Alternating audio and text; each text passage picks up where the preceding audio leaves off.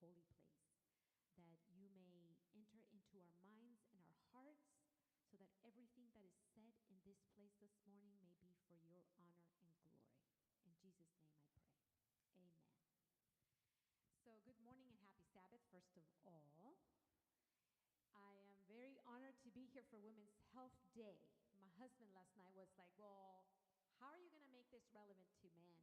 And I was like, well, that's a good thought, because I had already thought about that, because there's going to be an audience of men and women. I have done this presentation before in women's retreats. So it's easy, talk about women's health to all women. So he's like, how are you going to make it relevant to everybody? And I'm like, well, easy. Everybody has a mother, men and women, and most men have either sister or wife or daughters. So everybody has a woman in their lives. And number two, honestly, this presentation that I'm going to give today applies to men as well. It's talking about hormonal disruptions. So again, when I started doing this presentation, it was in the context of women's health, because I was asked to speak to women only.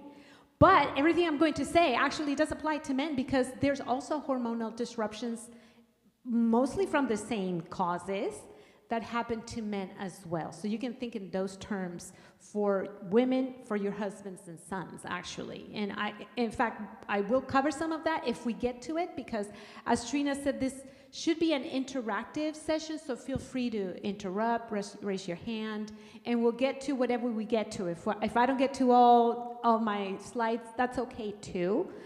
You can come and ask me later, or we can have a Q&A session after, during the potluck, or whatever works, actually, whatever works for us.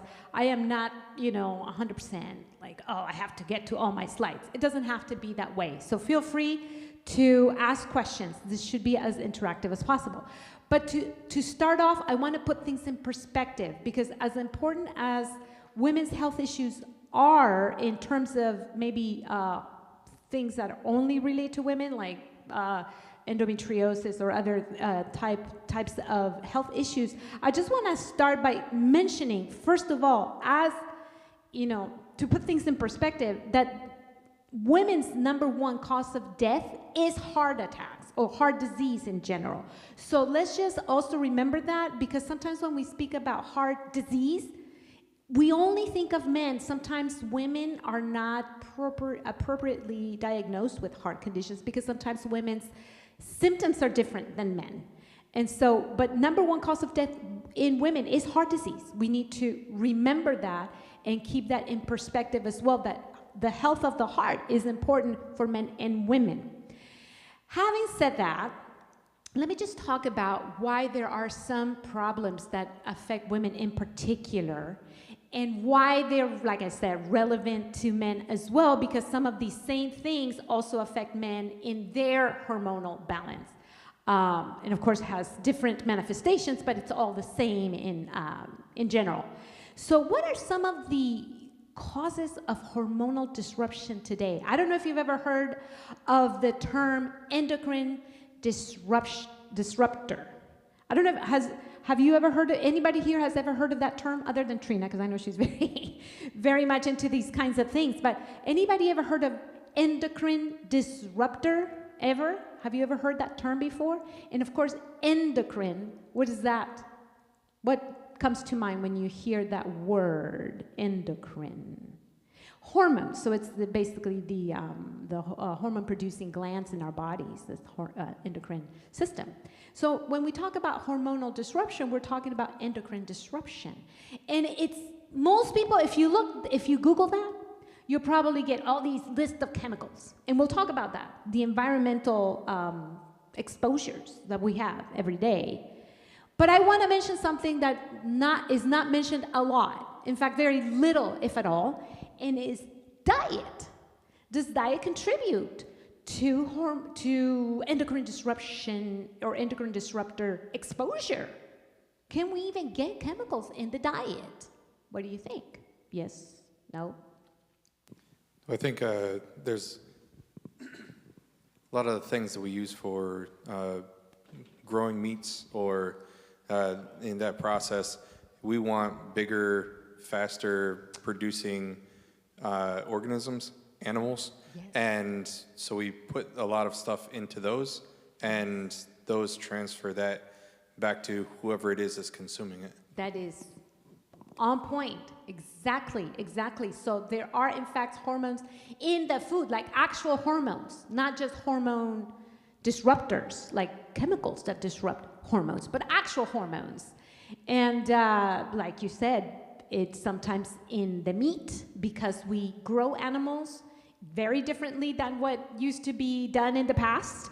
One time, a gentleman from a Spanish church asked me, "Sister, how come," I didn't know the answer, but this is what he said, "how come chickens in Mexico," he was from Mexico, he used to raise chickens as a kid or whatever, or his family, and he's like, "In Mexico, I remember the chickens were like this big when they were like 2 months old or whatever, and it took so many months for them to grow to, big enough to eat," however many months that was, like a year and a half or two. But here, and he used to work for a like chicken factory in Tennessee somewhere. He's like, "Here, how come they grow from the same size to like the commercial size in like 6 months?" And I was like, "Well, you tell me. I've never worked for the chicken industry. You tell me why they grow so fast here. Like there's something unnatural going on. There's actual hormones being put in our food, so they grow faster, like you said." And you see a whole other thing that it's a can of worms, but I'll just mention it. Milk production in this country is very different from what it used to be 100 years ago, 200 years ago, or, throughout history, because now it's industrialized, which means dairy cows give birth. Their calf is taken away in just a couple of days so that they produce milk for us instead, right? So they're milked. And that means that they're producing milk, but they are, I don't know if you know this, but they're impregnated very soon after, so that the milk production is continuous. And so most of the time they're actually producing milk commercially. They're also pregnant. Does this make sense to you, what I'm saying? They're pregnant while they produce milk. This is something that is part of the industrial production of milk, that it hasn't been part of the actual, the history of how humans used to get milk before. You know what I'm saying? So things have changed in the last 100 years or so in that aspect. So when we drink that milk from, the store, we buy a gallon of milk, we have no idea what we're drinking. It's not like does anyone have a cow in their backyard? Anyone? No? Just checking. Okay, hardly anyone nowadays has a cow that they milk. So we don't know what we're drinking. We have no idea the health of that animal. So I like to be very evidence-based. I just wanted to show you a study that says precisely that women who what women eat during pregnancy can affect the sexual development of their sons, because they're exposed to, during pregnancy, chemicals that could affect the baby. Sons and daughters, by the way. It could affect the sexual development of the fetus because they're endocrine disruptors. So if you're pregnant with a son, it will affect the sexual development of the male fetus.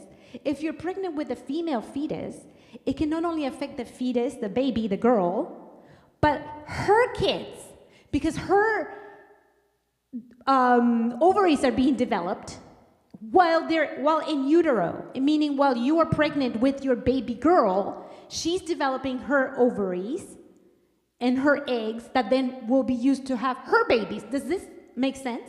So whatever we do can contribute to the next generation and the next generation, and by implication, maybe a couple more generations. You see what I'm saying?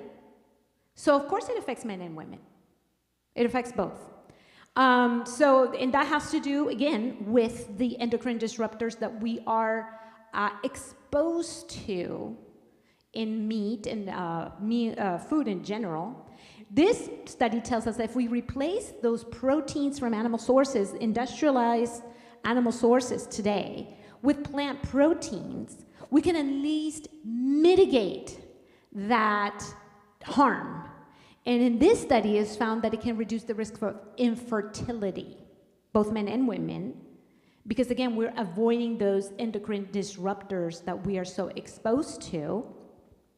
And we see in the same study, there's a table that actually compares the risk of infertility and with different types of meat. And it tells us right there that with higher consumption of meat, there's higher risk for infertility, just so you know. And of course, this applies to men as well, but of course to women. So there are hormones in the food that sometimes we take in our diet. But not only that, there's more exposures in our diet because sometimes, unfortunately, we eat a high-fat diet.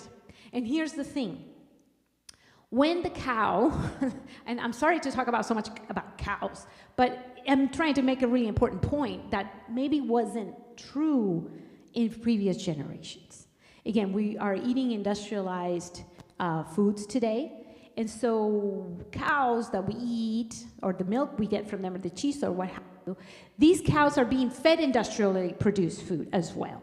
So these foods that are industrially produced are also sprayed with a lot of pesticides, like our food, but more so because they are pesticides that are not allowed for human consumption crops, but are allowed for animal consumption crops. Does this make any sense?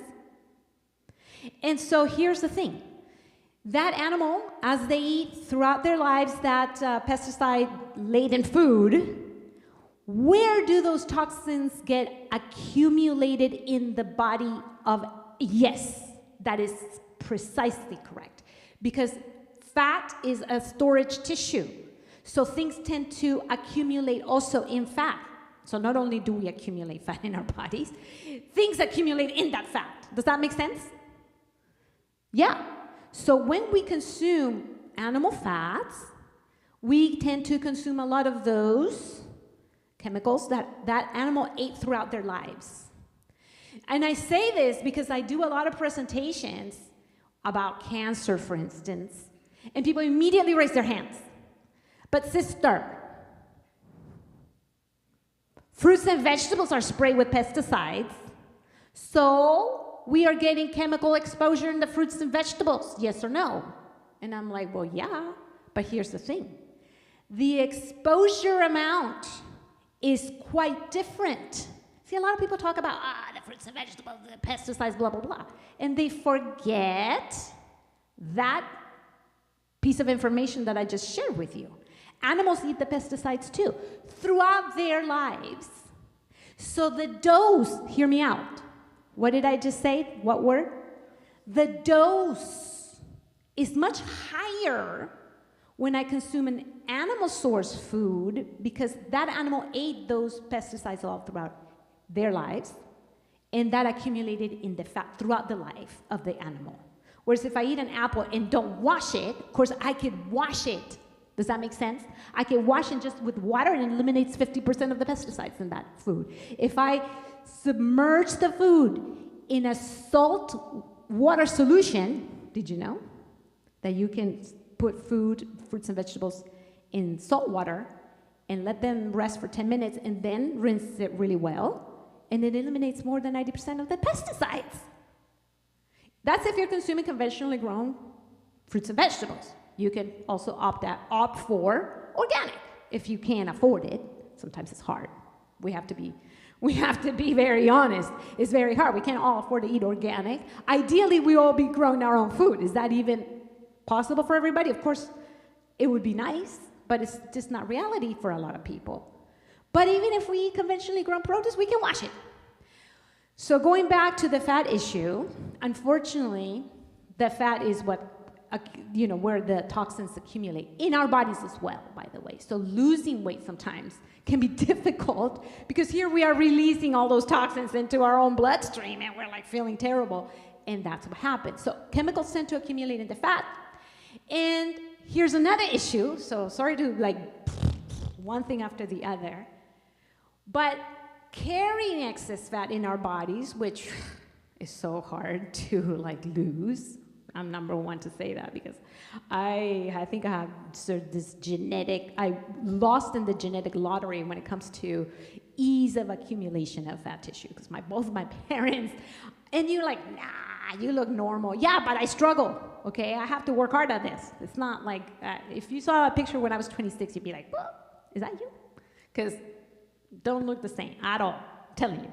Anyway, when we carry too much fat tissue, not only do we accumulate those toxins in our adipose tissue, that adipose tissue, that fat tissue in our bodies, produces estrogen. Did anybody know this? Extra fat tissue, did anybody? So some of you knew, maybe have heard from before, extra fat tissue in our bodies produces estrogen. So, a lot of people rant about soy. Oh yeah, if you eat too much soy, it's gonna cause infertility. It's gonna give man boobs. Have you ever heard that? Do not eat soy, it causes man boobs. Okay. If you go to the beach in the summer, not right now, when you go to the beach and you see men with man boobs, sorry to be so graphic about this, but if you ask them, do you eat tofu? If I was a betting person, I'm not, but if I was a betting person, I would bet you that person most likely is gonna say no. Never had tried it. It's not the tofu. By the way, there's a study, a huge study done in Loma Linda like last year, I want to say 2021 or 22, one of the 2 years, so very recent, a huge review study.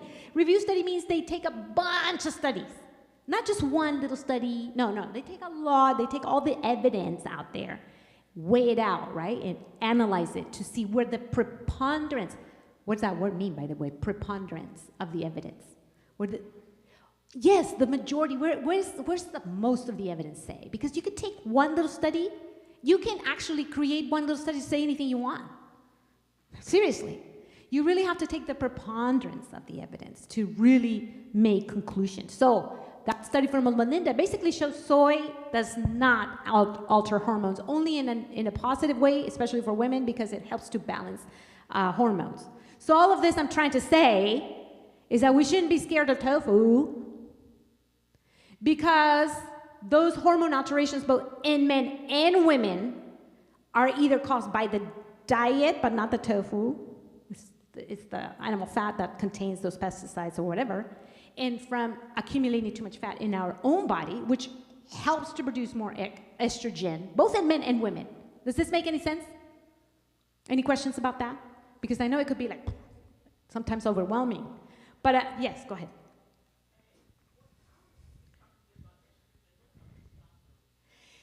Well, too much estrogen can then affect testosterone in men.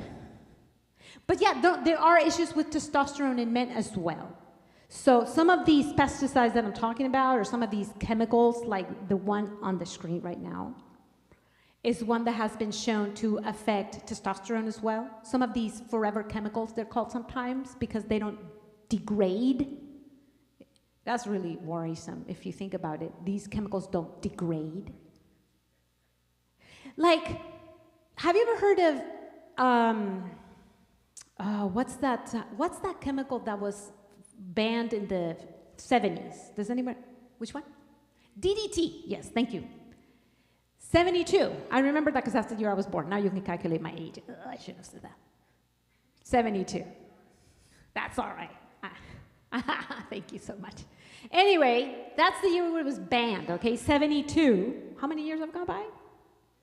I should know. Right? Anyway, 50-some years. But in like 10 or 15 years ago, they did a study by LA Catalina Islands. You know where that is? Catalina Islands, right in front of LA. They did a study there. They took out fish from the ocean, and they found DDT. How's that possible 50 years later? Or 40 years if it was done 10 years ago or whatever. How is it possible? Because they don't degrade. I also saw a news article just last week that was talking about how they were finding large amounts of DDT in the ocean floor when they were going out and doing testing. And some of it was attributed to the thought that in order to get rid of the chemicals, people were going offshore and just dumping them because they didn't know or they didn't want to go through the process of disposing of them properly. That's even more heartbreaking. So everything ends up in the ocean. unfortunately. And so, we talk about omega-3s a lot because they are anti-inflammatory. And it's part of when I recommend people that have inflammatory conditions or autoimmune diseases or any condition really, an anti-inflammatory diet, I always talk about omega-3s being important. And when we think of omega-3, we think of fish. Most people do, right? But fish is actually the most contaminated food item in the human diet at the moment because of those things. Yes, the bottom dwellers. And the big fish because of the bioaccumulation that goes on. So, yeah, so people go like, but Jesus ate fish, so why can't I eat fish? No, you can eat fish, by the way. I tell people you can eat whatever you want. I'm not going to tell you what to eat. I'm just telling you that fish is the most contaminated food item in the human diet. Do you want to eat it? I don't know. It's up to you. I'm just telling you, I think there's better sources of omega-3 fatty acids today that we can get from plants and algae. But you can do whatever you want. I'm just telling you how I see it, the science out there, what it has shown. Yes.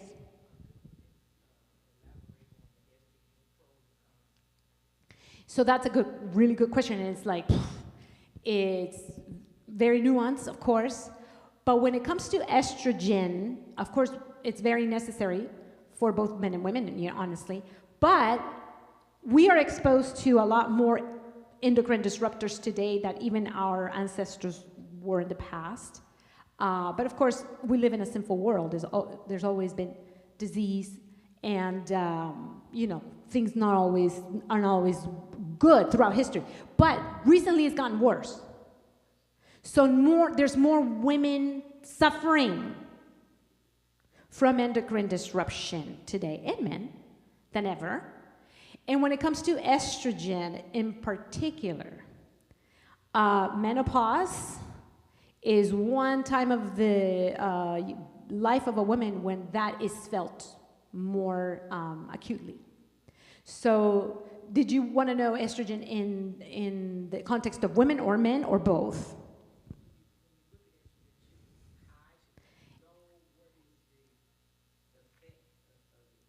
Well, it should be what it's supposed to be, neither high nor low. And of course, it could be either excessive or you can have too little, especially during menopause.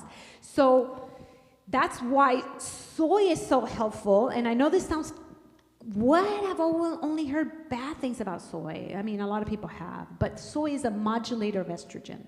So it's what's called a pseudoestrogen or phytoestrogen, phyto because it comes from a plant. So it's not estrogen per se.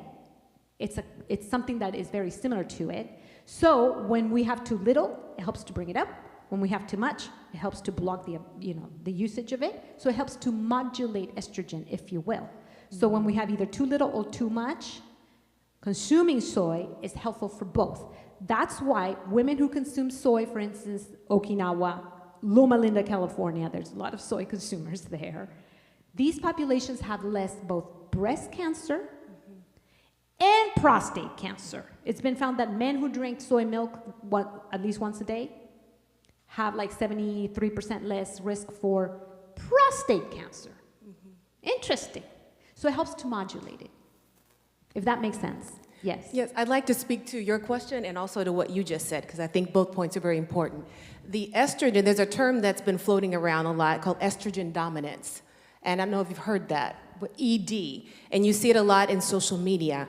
And a lot of the problems that women, particularly perimenopausal women, those of us in our 40s, even late 30s, we have conditions like uterine fibroids, even endometriosis, adenomyosis, illnesses of the uterus, of the ovaries, and many of those illnesses, the prevailing theory is that it's caused by estrogen dominance, meaning elevated levels of estrogen, too high, out of balance with progesterone. And that could be caused by either dietary and environmental causes, as well as excess weight, like I was saying, but some of these chemicals as well. So let me show you this one.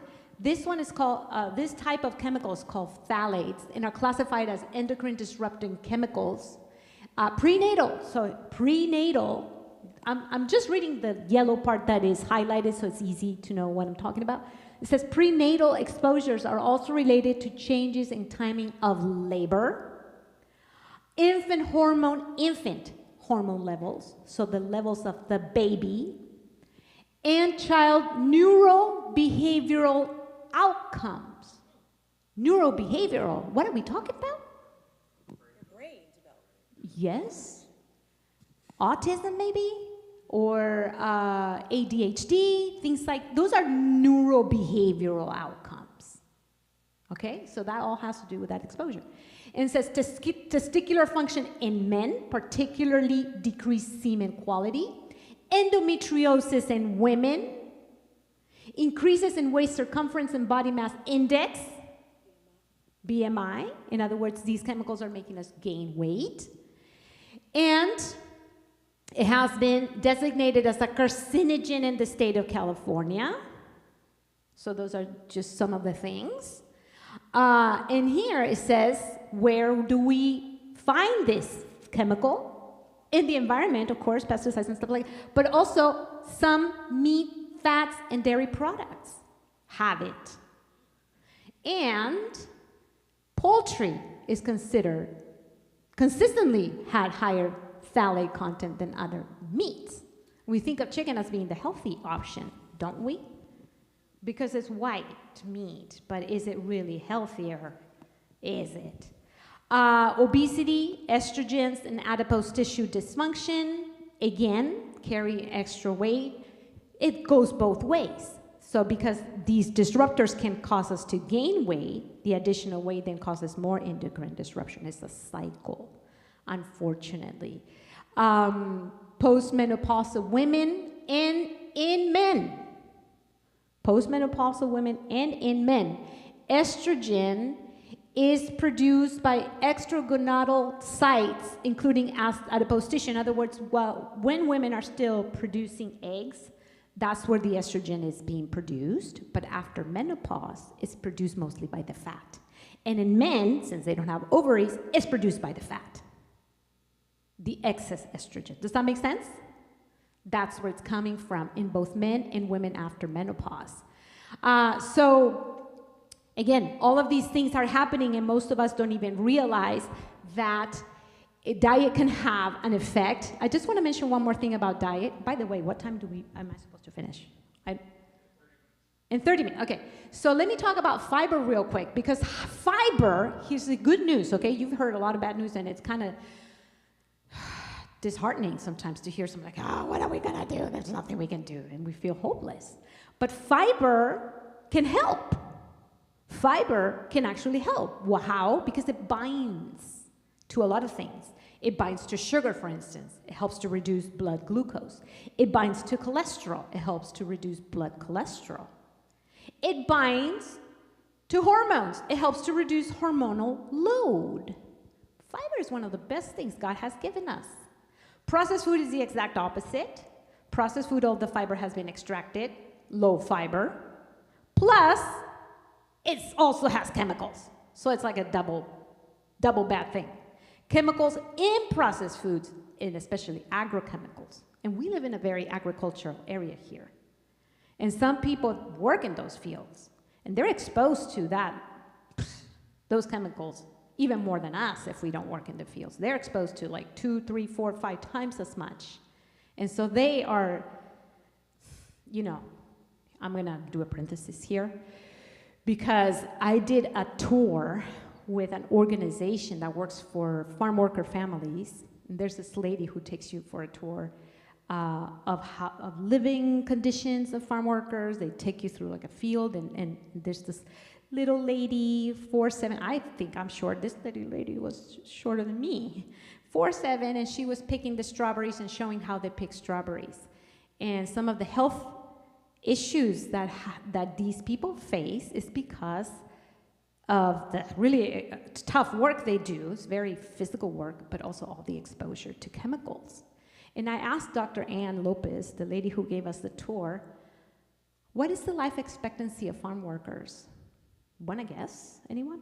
What is the average life expectancy of farm workers right here? Monterey County, Santa Cruz County, South Santa Cruz County, and Monterey County, of course, Ventura County.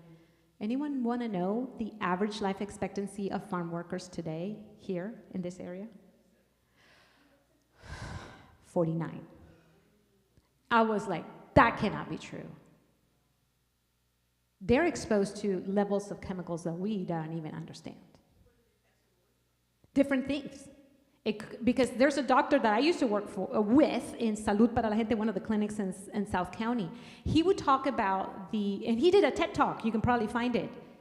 In Berkeley, he did this TED Talk and talked about different physical ailments that they suffer from, like back injuries and all kinds of, that type of injury, physical injury, but also the exposure, so cancer could be, and just all kinds of things, because these chemicals disrupt the body in general, so it could lead to other diseases like heart disease as well, but cancer very much. Diabetes, yes, it shortens their life in general. It's just heartbreaking. But anyway, we eat those also as well. We get less exposure than farm workers, but we get exposure. So we have to wash those fruits and vegetables really well. But how are you going to wash a processed food? How are you going to wash Oreo cookies? You don't. You don't wash them. You just get the chemicals. What did she say? I want to get... yeah, there you go. But are you throwing away the milk?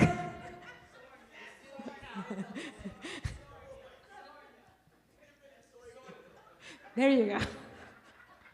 That will mitigate it. So here's good news for you. Dietary fiber does help reduce excess estrogen. Does help reduce excess estrogen, both men and women. So that's good news. So here's some dietary, again, sources of endocrine disruptors, phthalates, and plasticizers. Plasticizers. That sounds horrible. Who wants to eat plasticizers?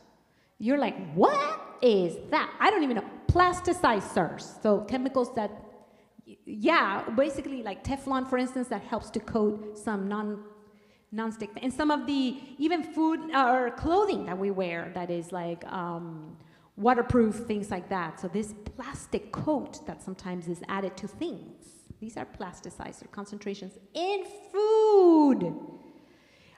Hormone disrupting chemicals in fast food. That's one that we really need to pay attention to.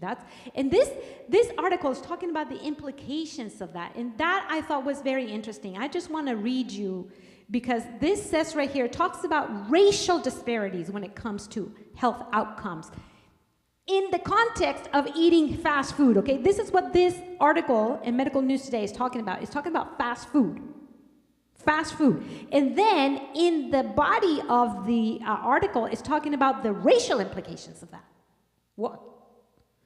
Racial implications in health outcomes.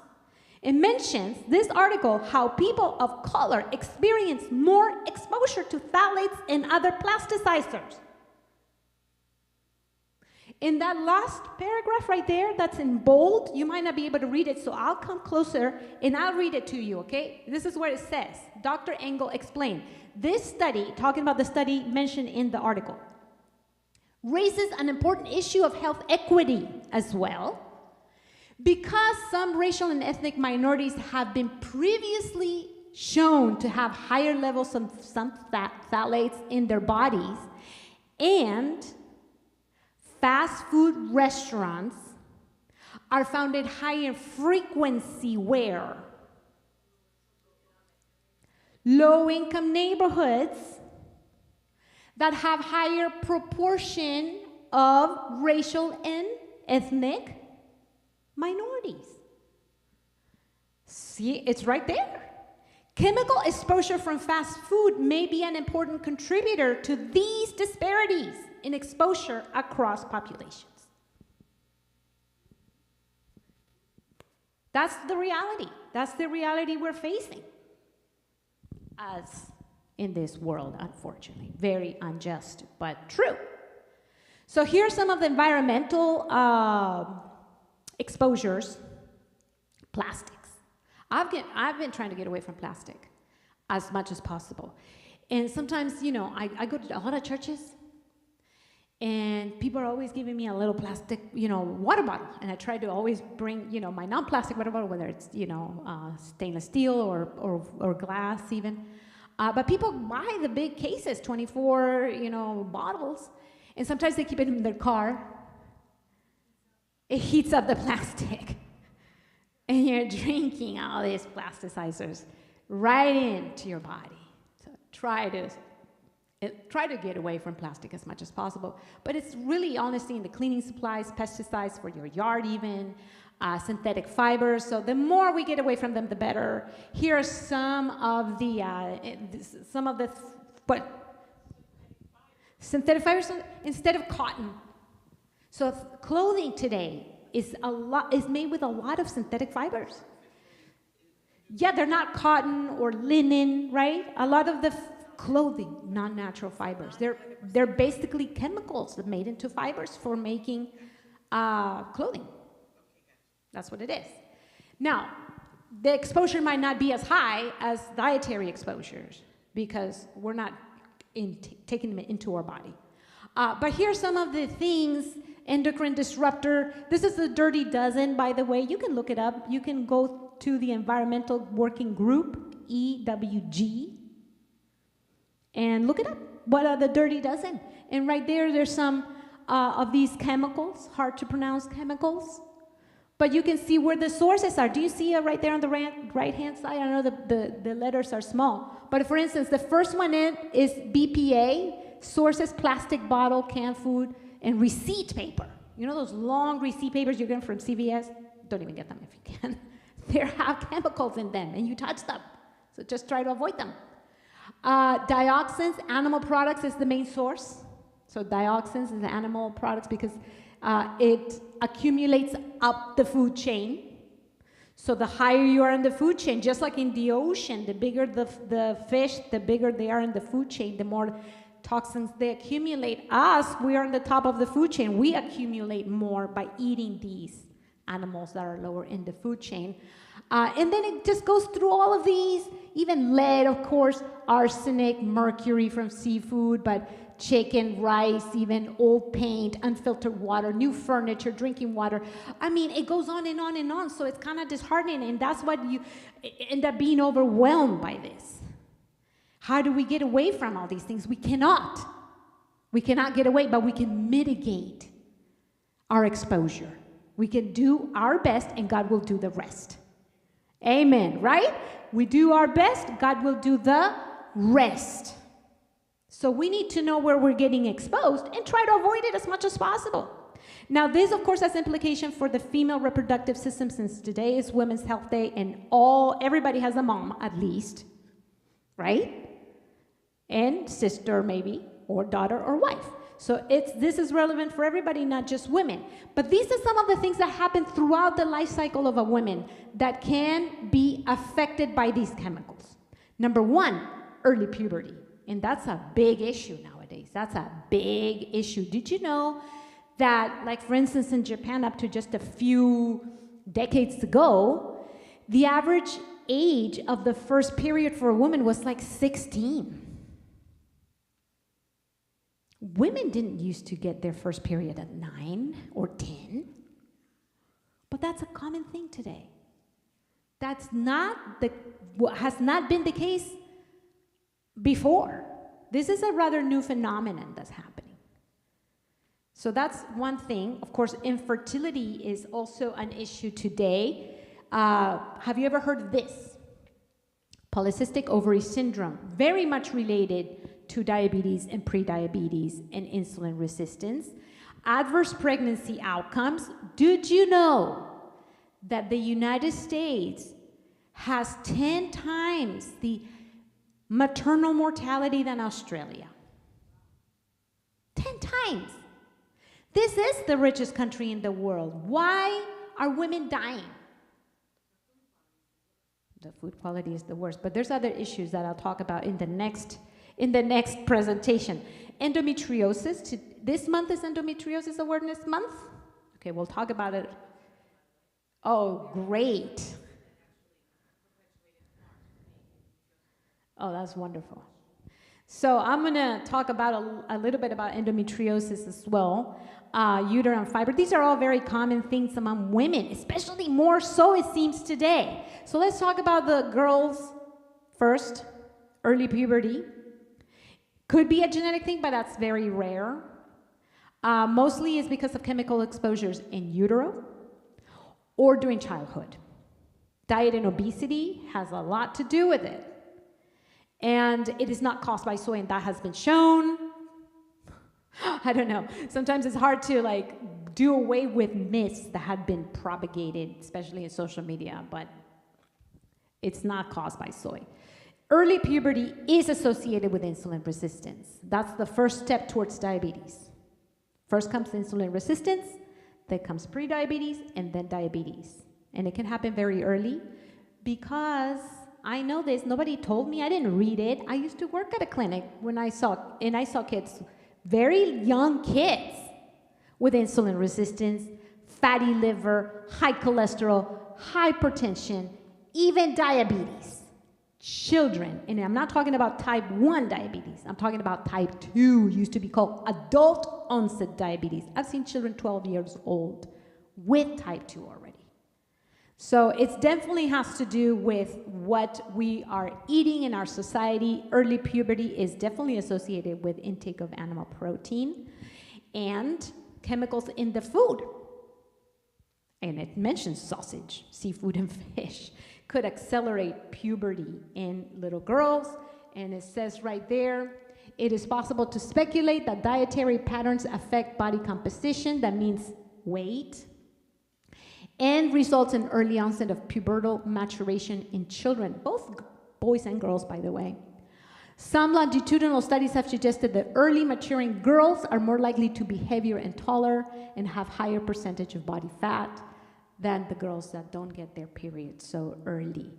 And it talks about different dietary things I already mentioned, some foods that can lead to this. So ways to mitigate it. I want to give you some good news because it's hard to receive so many bad news. First of all, breastfeeding is one of the best things we can do for our children. Breastfeeding decreases the risk for obesity. I worked for WIC for a long time, and I also worked for the California Breastfeeding Coalition. So we used to do breastfeeding advocacy, if you will. We used to help women who work in the fields to be able to pump their milk. Like, how do you pump milk in the fields? Like, if you work in an office or whatever, you can go to a little private room, you can pump your milk out, but how do you do it in the field? So we would work with the growers to provide a little tent for women so they can pump their milk out. Anyway, but that also helps to decrease less exposure to hormones because of avoidance of dairy for the most part. And children growing up, as they grow up, after hopefully being breastfed, for 2 years, if they grow up eating a plant-based diet, they have less risk for obesity. Also less risk for also more exposure to antioxidants and phytochemicals that help to decrease the effect of these chemicals, and less hormones in the food in general. We already mentioned why.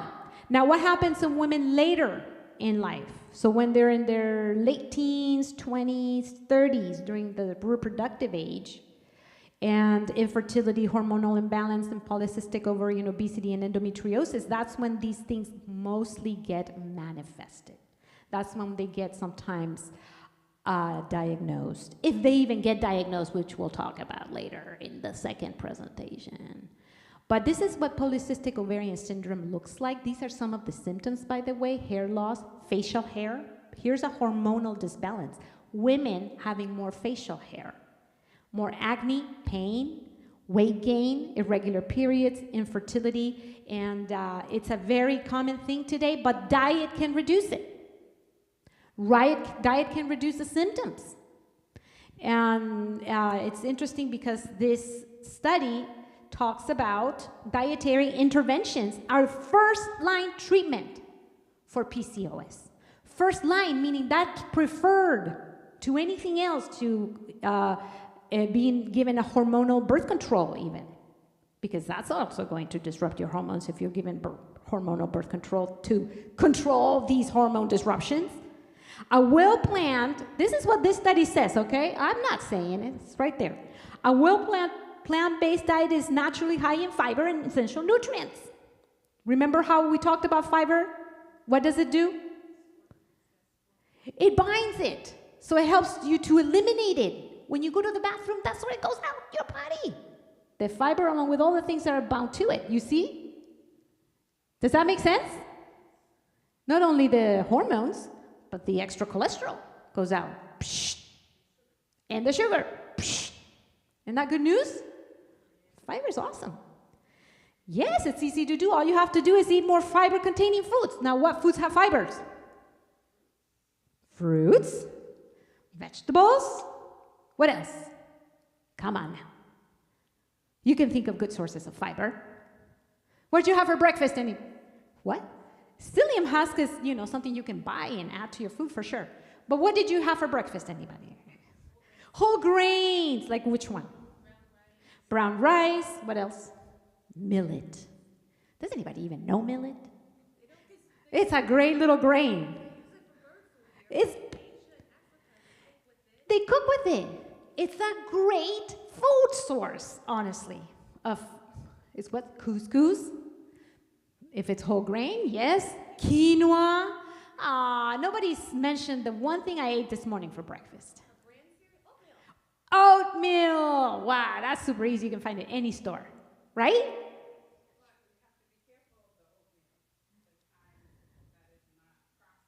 Yes.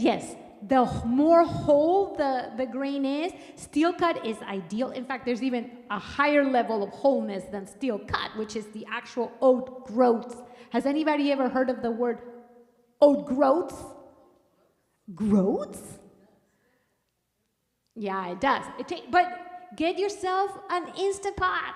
It'll take an instant to cook, literally. Oh, what about the packages? Oh, wow. What should we do about the packages? Oh, my. They taste good, don't they? No, They're quick and convenient. That's the thing about fast food. Cheap, convenient, and tastes good. Okay, speaking of this long time to cook, what about the idea of maybe at the beginning of the week cooking enough oat? Oh, that's a and very then good suggestion. Refrigerate your servings and then, wait a minute, then you got to put them in the microwave. What about microwaves? Are microwaves honestly, okay? this is a bit controversy over microwaves. I have never seen a well-done study that has shown that microwaves increases your risk for cancer, honestly. And it's one of the best ways to actually preserve nutrients. Steaming is better, but preserving like boiling and then throwing away the water when you cook your vegetables, that's probably worse because it gets rid of but steaming is probably best. But you can heat it up on the stove. You can do that. And here I am with the instant packages with my fresh apples and my almonds thrown in there, getting all three at the same time. Well, you got something good right there, almonds and apple. Right, but... Good, get the other oatmeal. I the see. one at Costco, Costco, my husband buys it right here at Costco, the steel cut. He doesn't even cook it, honestly. I'm going to tell you the truth. It says on the package you have to cook it for so many minutes. Well, the one at Costco says quick cooking, steel cut. So there's such a thing. But he doesn't even cook it. He puts hot water in it, lets it sit for like 5 minutes, and then he eats it. Not even 5 minutes. He doesn't even wait. You could eat it. Yeah. So there's those things, okay? So fiber, yes. Did you have a question?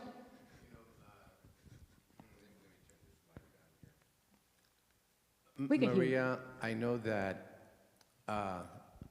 Americans can improve their diet quite a bit. But in spite of our poor eating habits, it seems like many Americans are living longer today than their forefathers or the past generation. And I know that we can attribute some of that to medicine, or maybe much of that to medicine, modern medicine. But it seems like Americans today are living longer, and that's why some people say, well, the Social Security system is in trouble because years ago people weren't living to be 70 years old, but today people are retiring at 70, and so in spite of the fact that we have horrible eating habits, What is contributing to the longevity of Americans today? Thank you so much for that question. That is a really, really good question. So this started to happen from early the 20th century. Number one reason probably, and it's underestimated as a reason for improving health, but how many of you have an outhouse where you have to go to the bathroom outside your house? Anybody? No. You do? Oh, when you went to Texas. So there. So people might still have grown up with it. How many of you have to go to a river to get your water? Nobody. So we have indoor plumbing. That's probably one of the best things ever, honestly, for contributing to good health and hygiene. So that's a 20th century thing when it really got, mass adoption of that. Number two, medical technology, like you said. So we invented antibiotics in the mid-20th century, and that was a game changer because people used to die of very small infections, things that nobody dies of anymore, but people used to. And vaccines. So we got rid of a lot of diseases that were routinely killing children and adults all the time. So those are medical technologies and part of public health. So both public health and medical technology and the indoor plumbing, those are all contributors to extending life. So, and also, we also got rid of infant mortality, or not got rid of, but decreased it a lot. So here's the thing, when we talk about life expectancy, sometimes it's measured from the time of birth. And since infant mortality used to be so high before the 20th century especially, the average life expectancy was like in the 50s or whatever. But people didn't drop dead at 50. If you survived childhood, you would sometimes had a good chance to live to 60 or 70. It's just you had to survive the childhood first. And a lot of kids died. And so that's why the average life expectancy was so low. So that has improved. Life expectancy started going up. 20th century, 21st century was still going up, and then it started to go down. And it has gone down by about 2.5 years just since 2020.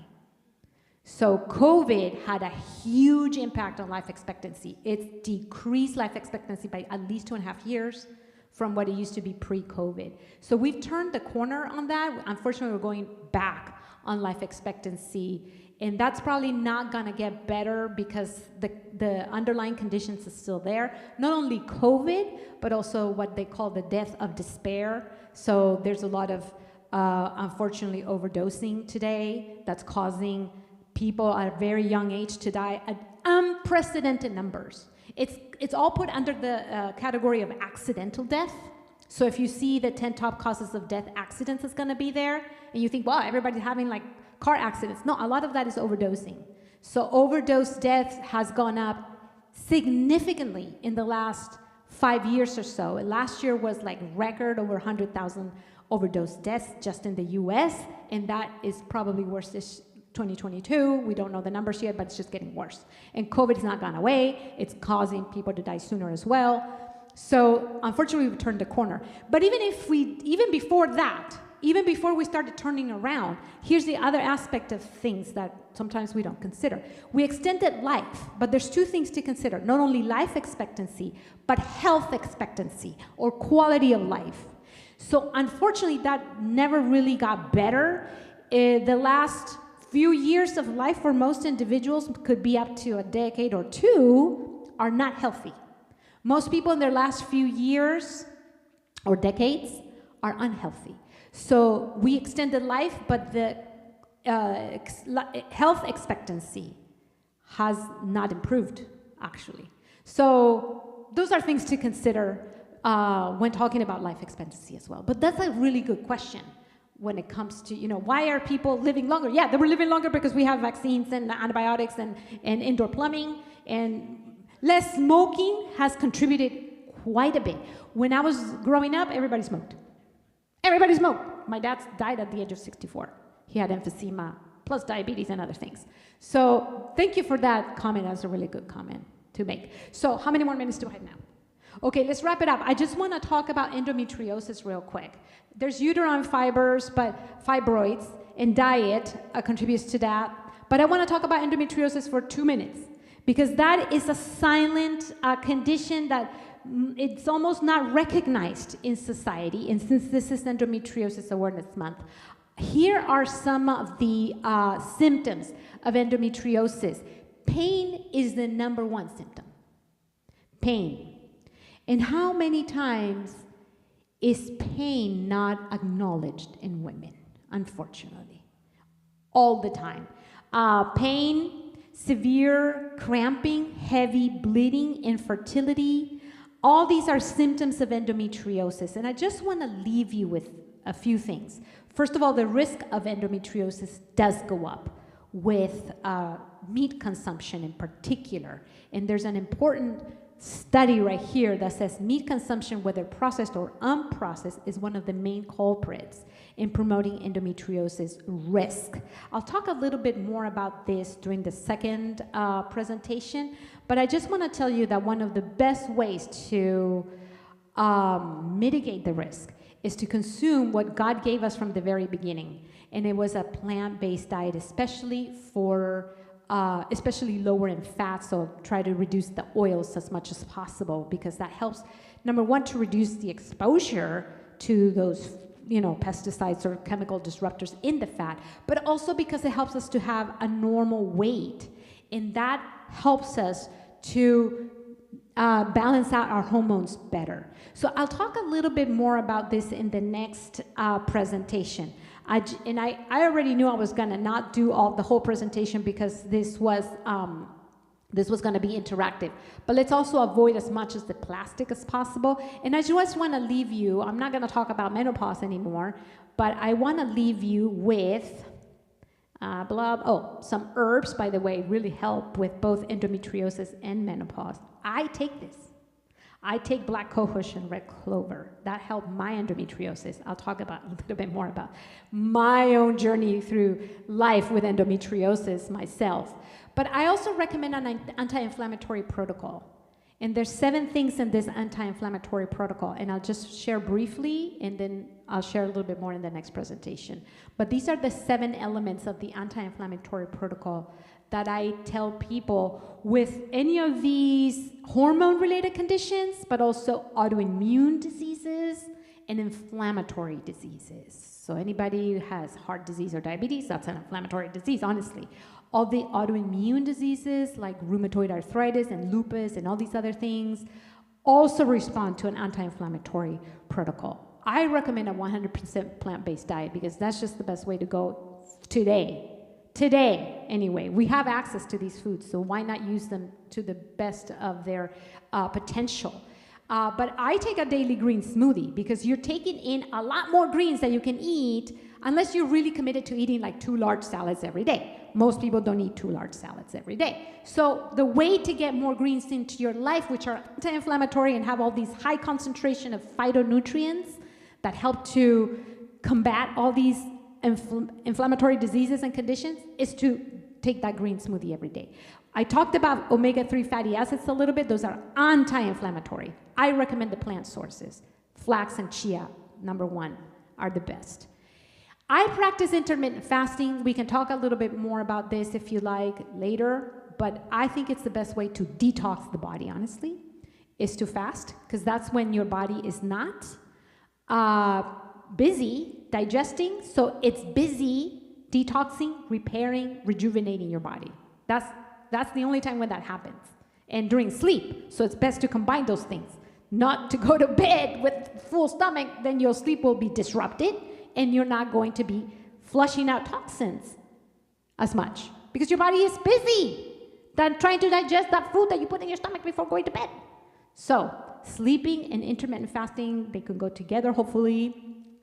Exercise and stress management, easier said than done. And I already talked about some of the herb supplements. So that's what I recommend. And we'll talk about a little bit more as we move into the next service. But thank you so much. God bless you. I hope this was helpful. I'm going to be here for lunch as well. So if you have any questions, feel free to pick my brain. If I can help you with anything, I might be able, might not, but I can at least try, right? So thank you. God bless you. And we'll see you in the next presentation. Thank you.